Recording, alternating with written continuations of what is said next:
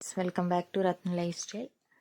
కరివేపాకు నువ్వుపప్పుతో అన్నంలో వేసుకున్న పొడి ఎలా ప్రిపేర్ చేయాలో చూద్దాం ఫ్రెండ్స్. దానికి కావాల్సిన పదార్థాలు ఏంటి చూద్దాం. స్టవ్ మీద బాణీ పెట్టుకుని ఒక 2 స్పూన్ల ఆయిల్ వేసుకుని ఆయిల్ బాగా కాగిన తర్వాత ఒక 10 వెల్లుల్లి రెబ్బలు చితగొట్టుకుని వేసుకోవాలి.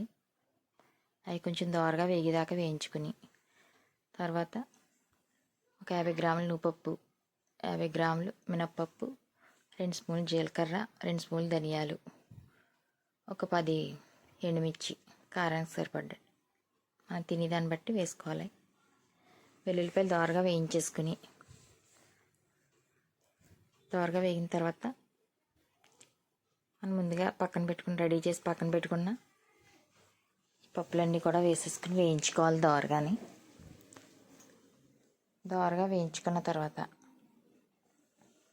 మంటను మట్టుకు మీడియం ఫ్లేమ్లో పెట్టుకుని వేయించుకోవాలన్నమాట.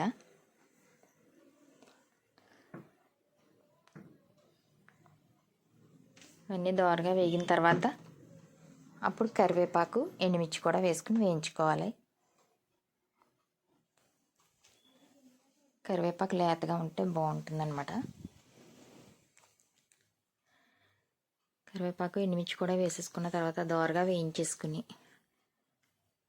చల్లారబెట్టుకుని ఫ్యాన్ కింద పెట్టుకుని బాగా చల్లారిన తర్వాత మిక్సీ పట్టుకోవాలి.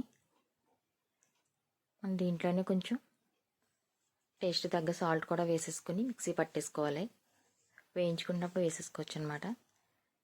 ఇలా మిక్సీ పట్టేసుకుని పొడు మనం ఏదన్నా గాజు బాటిల్లో కానీ స్టీల్ డబ్బాలో కానీ స్టోరేజ్ చేసుకుంటే మనకు కావాల్సినప్పుడల్లా తినచ్చు ఫ్రెండ్స్. అన్నంలో వేసుకుని వేడివేడి అన్నంలో నెయ్యి కానీ పప్పు నూనె కానీ వేసుకుని 4 ముద్దలు తింటే రోజు 1 స్పూన్ వేసుకుని పొడు ఆరోగ్యానికి కూడా చాలా మంచిది, పిల్లలకు కూడా చాలా మంచిది. ఇది మనం నువ్వుపప్పు అది వేసి చేస్తాం కనుక ప్రోటీన్ అది ఉంటుంది దీంట్లో.